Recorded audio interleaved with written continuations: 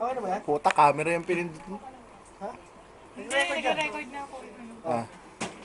Okay na. Ngayong gabi po, matutunghayan po natin ang isang karumal-dumal na krimen mula sa ating correspondent na si Gerald Casañas. Isa pong birthday party ang nagaganap dito sa Paris, sa Cambron, Metro Cambron.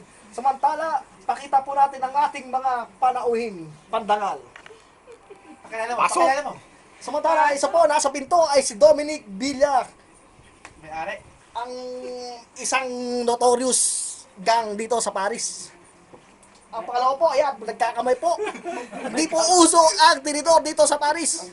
Siya po si Rayson Borja. May-ari ng Turitel. At ang isa pong nagngangalang long hair. Magbabalot. Sinasabi nilang magbabalot ng Paris, si Mark Deyorarang. Si Mike. At doon po sa kanyang kanang bahagi ay si Lucky Loy. Fortune Teller po, aka Teller, Fortune Teller. At sa kanyang bahagi ng kanan, ayan po si Bong, si Kuya Bong, nagangalang, yo, father.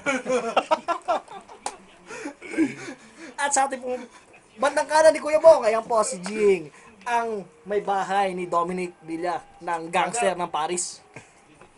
Ay, isang trip mag-Gerald ah. Op! Eto po ang bagong ginang ng tahanan. Si Mr. Ay, pardon! Mrs. Marcel Borja. Ay, kompleto kompleto. Bago sa Kompleto pandinig. yun ah. Eto po, hindi ko po kilala to. Ewan ko ba, dito po to. Imbitado po ba kayo? Oo naman. Siyang po si... Shampoo. Ako yung po nabubulala. Up, sandali lang. Sino pa ba siya? Si Joyce! Jimenez. Ang babae sa bintana. Samantalang ating cameraman, eto po, Edward Binluan. Kasya ba? Kasya? Nagkasya ba? Kasya ka ba? Medyo masikip po dahil sa sobrang lapad na buka. At eto po ang ating may kaarawan, si John Francis Loyola, a.k.a. John's Badman. Grabe ha. May-ari ng Loyola Memorial. Dito sa labas. Ay, si Bing. Maraming salamat po sa pagdating sa aking kaarawan. Hoy! Ako po'y natutuwa kasi lahat ng aking mga kaibigan ay nandito. Ito po ang aking kaarawan. Meron po kami maraming pagkain diyan. Kung makita mo, aking kaibigan. Ayan po ang aming pagkain. Handa. Meron po kami... Balot! Uy!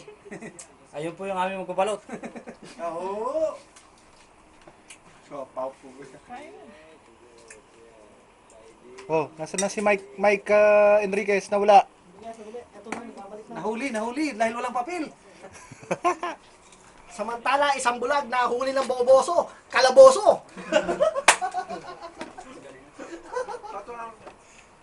Ito ang patrol ng bayan, nag-uulat. Samantala, puputulin po natin ang patatulan dahil sa sa pagkalipas ng ilang patalastas. Pagkalipas ng ilang patalastas. Patuloy